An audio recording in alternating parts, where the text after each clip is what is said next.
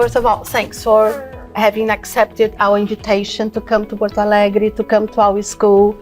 We are delighted with your presence here, and I'm absolutely sure that our teachers are going to really benefit from your presence here with us.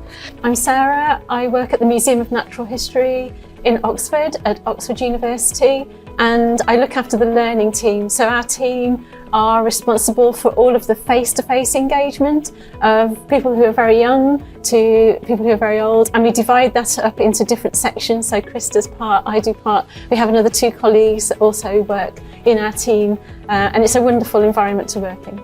Chris. So my name's Chris Jarvis, and I am in charge of primary education. So I develop and teach the early years and primary programme, but I also run the adult engagement programme as well, which involves sort of teaching and running the lessons for primary school children, some teachers, CPD, but then with the adults organising lectures and day schools and evening events for adults interested in natural history. My very first question to you is, why Oxford University Museum? Shall I go first? Yeah. Yes. Well, I've been obsessed with natural history and natural sciences since I can remember, and always went to natural history museums as a child. And then in later life, in secondary school in England, we have a thing called work experience, where you choose to work in a company or at a job for a week to get some experience of the world of work. And I chose to work in the Museum of Natural History, and wrote a letter thinking, well, they're never going to ask me to, they're never going to accept me, and got a place for a week there. And then after many years of doing other things and training to be a teacher, the job came up working in the Natural History Museum, and it included my 2 favourite things, which is natural history and teaching. So I'm in my perfect job. Oh, lovely. Sarah? I was a scientist, and I was fascinated by science and nature, and was a researcher, and I enjoyed talking about science to people, and I went into education. And while I was teaching in a school, I started to have the opportunity to work with people outside of the classroom environment. As a biologist, we did lots of nature studies out in different environments, and I understood that sometimes the walls of a classroom limit the way you can explore, and so it was really wonderful to be out in the environment and explore in more creative ways. And I started to look for opportunities to teach in an environment that was outside the constraints of a classroom, and an opportunity came up to work at the Museum of Natural History, but also with one of the other university collections, the Botanic Garden and the Arboretum, which was a natural space. And education in that setting I thought was really exciting, and so that brought me to the museum. Something very interesting that you said, and that this is what people tend to think, that sometimes classrooms limit what we can do with students, and how we can, in a way, foster their creativity. And working at a museum and thinking about a classroom environment, how do you think that we could, as teachers, bring sort of this inspiration that when people go to museums, that they want to be inspired, they are very curious. How do you think that we can, in a way, transmit and maybe do the same thing here in a classroom or in a school, for example? I think one of the main differences is that in schools, in the UK anyway, teaching can be very bounded by the curriculum, and teachers can feel the pressure to deliver in almost a rote learning style, and say, well, here I am, I'm presenting you with this, you must learn this knowledge.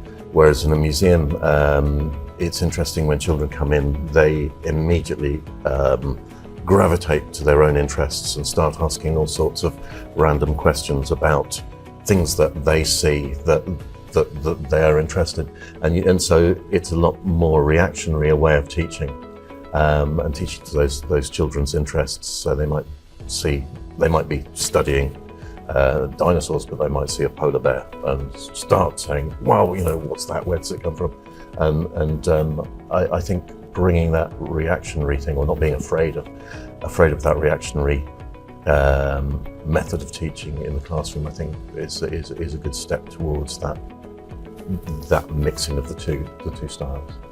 I think creating a space for people to observe and measure and reflect for themselves within the classroom environment, maybe bring some of that museum learning into the classroom, just creating some time for individuals to respond and make close observations or compare, contrast things. And we don't often create that space within a lesson to enable people to develop their own curiosity.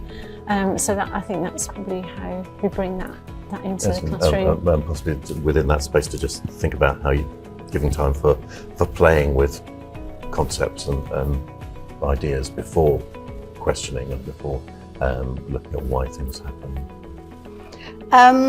When people get to your, they enter your museum, right? I believe that they are very excited. They, what do you think that when they enter there, what are they looking for? I'm not sure if they know.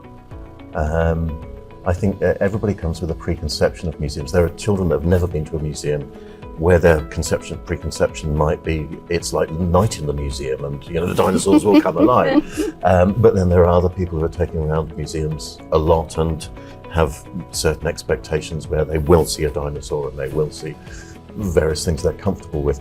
But I think there's a mysteriousness about a museum that you never quite know what you're going to find.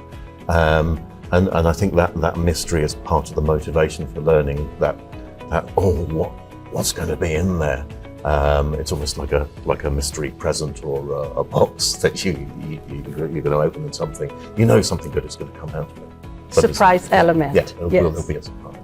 I think our museum is quite special in that you might have a preconceived idea, but as soon as you're at the doors, there are enormous wooden doors, and then they open out into this space, and then there's a richness that's quite imminent, and then you can explore further and see into the depths. So you might have a preconceived idea, but within a minute it's gone, yeah. And then the slate is clean and they can build on what they're seeing. So it's a special environment. I think we're very lucky to work there, yeah. and see that within the first minute of their arriving. I think every child that comes in, and many adults, the first thing they do is go, wow.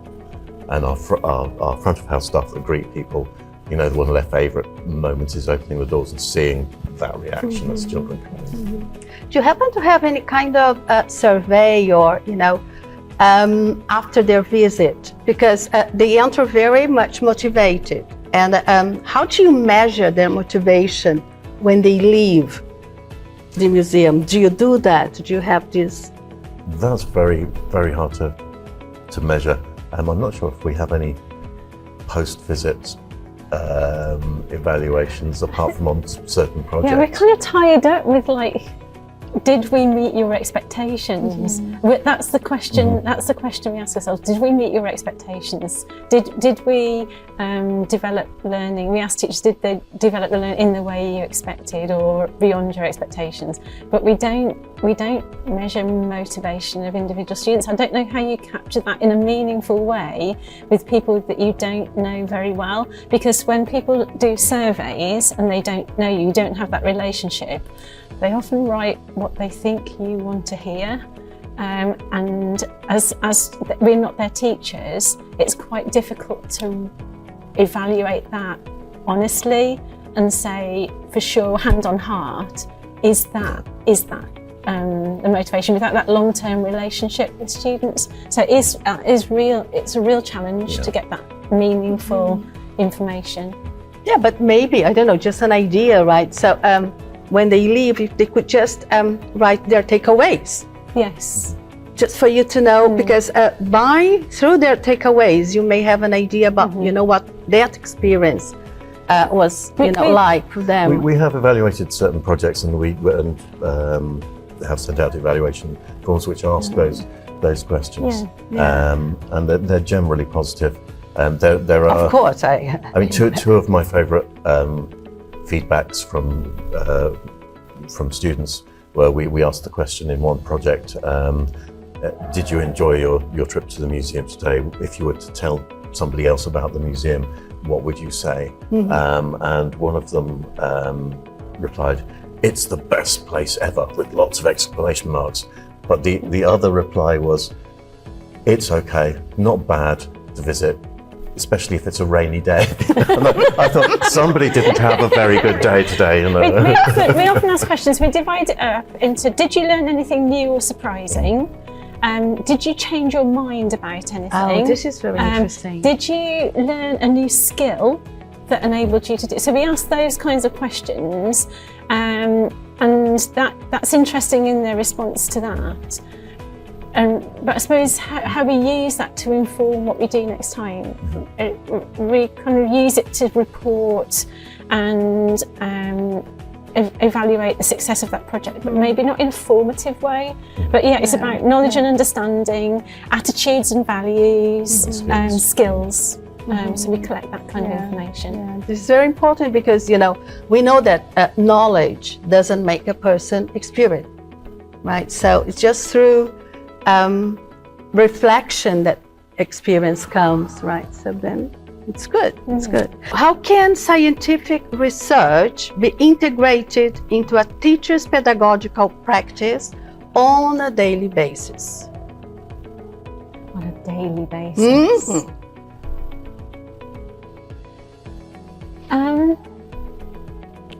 That's really hard, Chris, isn't it? Good.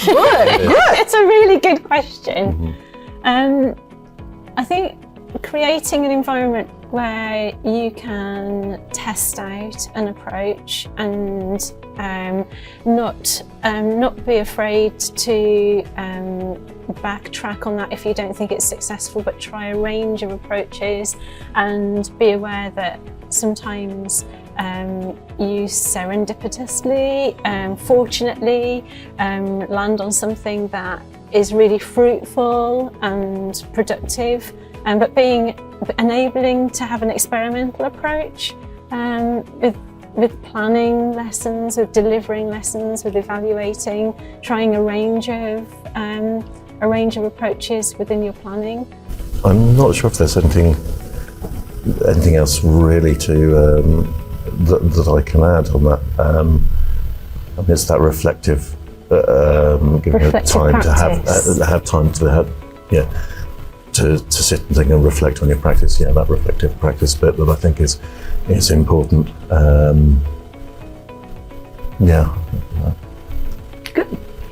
We know that our students are very much curious when they are, in the kindergarten, for example, because they ask questions all the time. That's the way, they see the world, just by asking questions and questions. How can we promote this curiosity and, foster this intrinsic motivation in the students in classroom proposals, for example? Beyond kindergarten, how to extend that into the older ages? Yes. Yeah. I think breaking down the barriers between the teacher and the student, so they feel confident that they can explore and be creative without being judged for things that maybe are unexpected. That's important. And maybe I think I've noticed a real difference when younger people are involved with the lesson, not just the teacher, but some people who are at different stages in their education or different stages in their career. If you have a greater range of people, so it's not the teacher-student relationship in quite the sort of differentiated atmosphere, but incorporating more people, so it becomes more discursive. And Sarah uses a lot of older teenagers with younger groups and then students that support older teenagers within her practice. So you can go in and you can find that Sarah will introduce a subject, but then she will also have talked to the older students about how she wants them to interact with the younger students, and then they will have a sort of multi-generational discussion. They don't feel like they have to go to the teacher, or that there's a barrier between them and the teacher. There are various avenues in which they can discuss things, and that's very useful. I think it's always interesting to see how that works. And I think there's another thing, and the type of activity where there isn't continuous expectation to produce something. So, for example, we had an activity where we were talking about climate change and and solutions to climate change, and we had a huge drawing, and everybody could contribute to the drawing at different times in different ways, and nothing on the drawing was incorrect, but people could take time to reflect and then have their conversations in their own time, and it didn't have to be sort of like question answer question answer question answer. It could be more of a discussion, and if you wanted to think, you had some time to think and then contribute. So that removed a little bit of a barrier for those people who feel like an older teenager might feel like this is a problem, I need to have this solution yes. now. Yeah. But it doesn't happen like that. There needs to be a nice cooperative atmosphere. Yeah. And adding to that, I think there are activities where there are no right or wrong answers are very important. Mm-hmm. So activities where there's a questioning of a concept, but there isn't necessarily you have to know the answer to this in order to show that you progress or you have knowledge. So I think activities like that are really, really important in fostering that sense of adventurousness in scientific inquiry.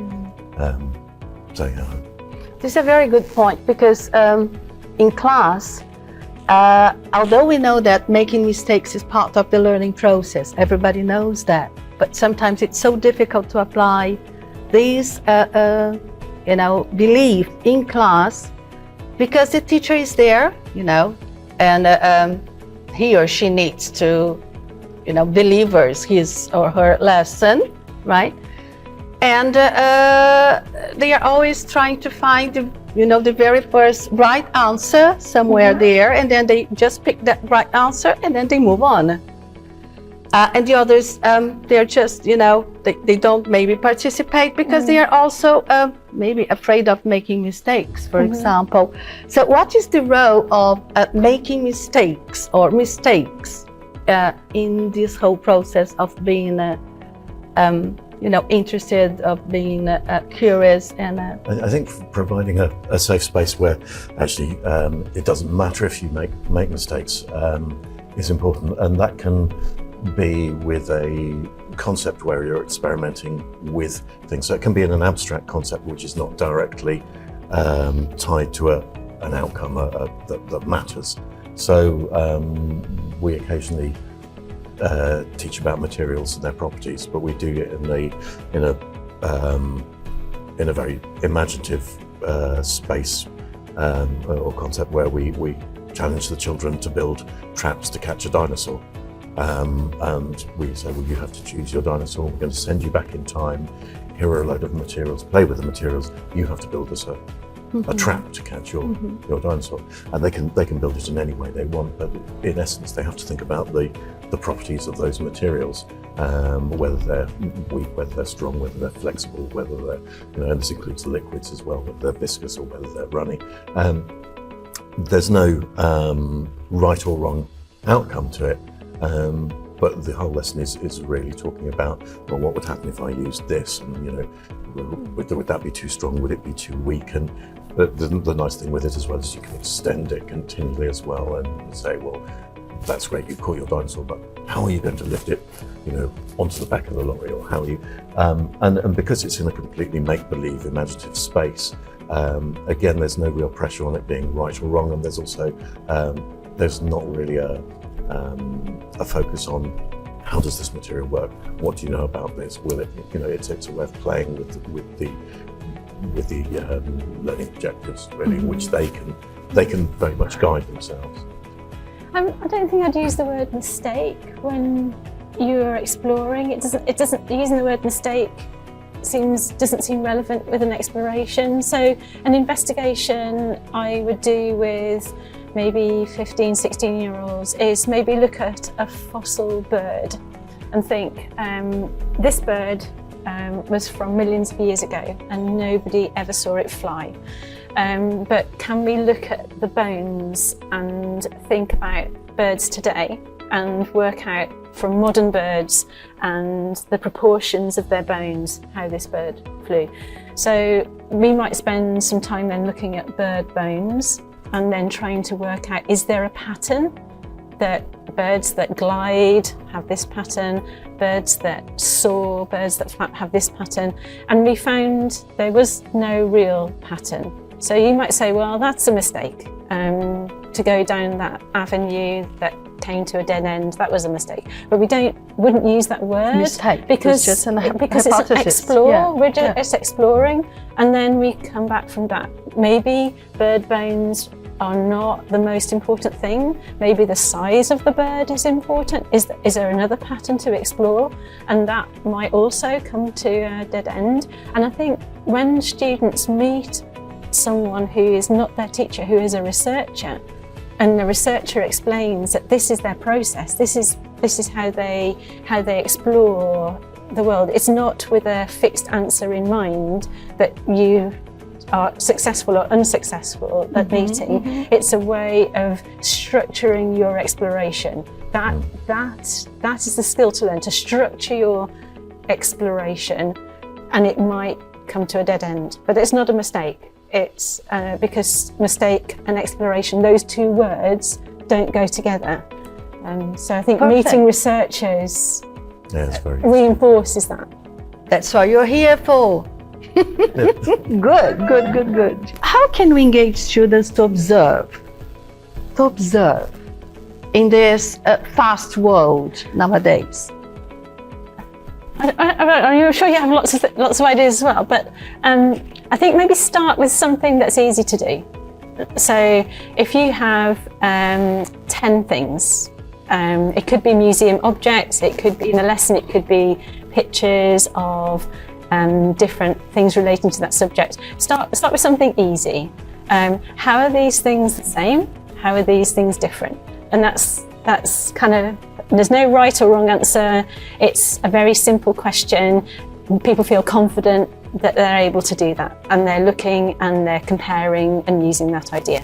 And then you might go through a series of different tasks that become progressively more involved. So something at the other end of the spectrum might be, okay, I want you to spend 5 minutes drawing the hand of that animal, or drawing the eyes or the skull of that animal, and then you've got a more complicated drawing task that is about scale, observation, but starting simple with how they're the same, how they're different, and progressively changing the nature of the task. So it might be that you're writing a description, it might be that you're trying to decide which group it belongs to, but lots of different ways, and some are easier and some are more difficult, but having a range of ways to interrogate things, I think.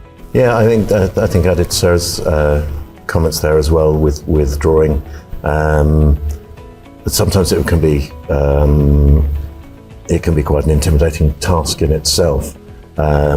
And I think focusing in on small parts of larger organisms. So if you had a skeleton saying, well, I just want you to have a really good look at this bone or this hand and draw that little bit, is a really good way to start people focusing in on small parts of something that can be an overwhelming whole.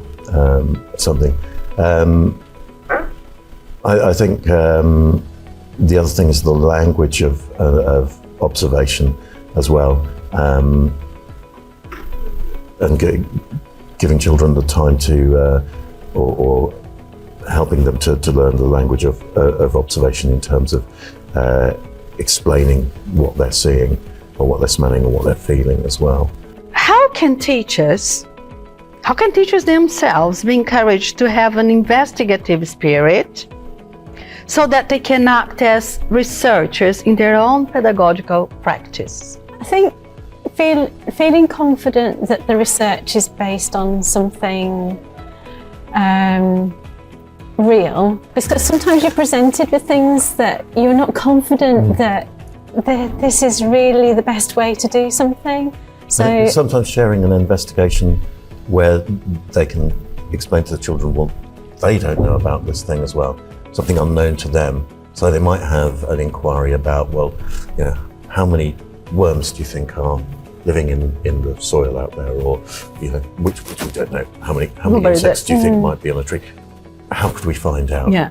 But sharing an unknown question, I think, can be quite stimulating in terms of thinking about how do we promote scientific inquiry, and how do we solve a problem in answering a question we don't know, and it might be on all sorts of things. But that admission that actually I don't know either is quite an exciting thing for children, to think, right, how do we, and model how we use those scientific thinking skills, because it's really the scientific thinking skills and the modelling of those that are more important, I think, in that situation than the rote learning of the answers to what the curriculum tells you have to learn. Can I ask, do you mean how do we encourage teachers to be experimental in their own approach to their lessons, not necessarily about science, or experimenting their approach to their lessons as researchers of what they do? Yeah, I mean, I think there's lots to be said for training. When you meet someone who's experienced with that, if it's something that you are not used to doing, sometimes meeting people who have a research background, who have explored and have a basis for their idea, their hypothesis. So I'm thinking like the science capital approach. How do we use that new sort of methodology to develop our sessions? We wouldn't have been brave to use that approach if we'd not met the researchers in the Department of Education. So by meeting those researchers and understanding that they have dedicated their academic career to exploring these in a robust way, made us feel more confident that we were basing our development on a tested approach, and it was worth investing. We weren't just hearing it anecdotally from people, we were hearing from the researchers directly that this was a new approach that had been shown to be successful with this group of people in this setting. So we were then encouraged to try that approach ourselves, and it reinforced some of the things that we felt, but where it wasn't reinforced by things that we felt that other people had analysed that, evaluated that in a robust way. And that informed and gave value to our planning, made us rethink about our planning. Perfect. Changing the route sometimes. Yes. How do you view the training of science teachers nowadays? It's different in primary and secondary schools in England. In England, in primary schools, you have one teacher for a class, and that teacher is expected to teach everything from English to maths to history to geography, all of those things. The same happens. But many of those teachers come from a humanities background, and so they don't feel particularly confident with teaching science. So I think in England we need to give more training and more weight to the science curriculum. The curriculum is divided into its content, but also alongside it is a thread that runs through it called thinking and working scientifically. And that quite often gets ignored or gets sidelined because the teachers are so focused on learning and teaching the content themselves. And I think really with teacher training in primary schools in England, they should spend a lot more time on what that scientific thinking and what the scientific skills actually mean and what they are, how to teach those. So that's my comment on the English system anyway. Again, limited to secondary science, and in the UK, I think there is a lot of emphasis on scientific inquiry within teacher training. However, when people go into their first teaching post as a professional, that is their continuing professional development isn't supported in quite the same way. They may be teaching a subject that they're not the specialist for. They may be dealing with lots of other things, student well-being, student mental health, and maybe things like scientific inquiry become less of a priority because it's more about the realistic here and now. These are these students, they need this level of support. I want to work in this way and I have the ambition to work in this way, but it becomes less of a priority in their early years of their career. And I think that's the most important part, supporting those newly qualified teachers to continue with the ambition they developed as trainee teachers. And maybe there's a little bit of a gap and people can fall down that gap at that stage in their career. I think you have to be a very confident teacher to have the freedom or feel the freedom to say, well, I'm going to teach this content, but what I'm really thinking about is how do I encourage children to do it through using these skills? And I think that can, quite often that can feel quite difficult for a teacher who feels like I must deliver results in terms of what they know. So yeah, there's an imbalance there. I also think it's a little bit difficult for someone who has been an undergraduate, 1 year postgraduate, and then in the teaching environment. I wonder if it's better for people to come to teaching after a greater range of experiences and bring that to the classroom.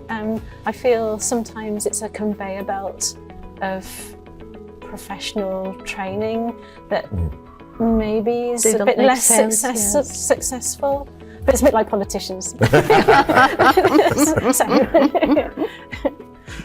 And yes, something that you mentioned, that when the teacher is so concerned about teaching content, there is always this right or wrong teaching content. And then all this investigative, spirit dies because, just saying yes or no, and then it involves huge risks on the side of the child at that point to deliver as well, to have the confidence to say, I think it is A or B. Yeah. You're immediately as a pupil, you're in a very exposed position as well, because you're either right or you're wrong. It's very binary. Yeah. And that takes some of the freedom out of the thinking skills as well. And can be very intimidating for a lot of children, I think, who will then say, I'm not good at science because I get the answers wrong, but they might be very good at creative thinking and thinking creatively in science.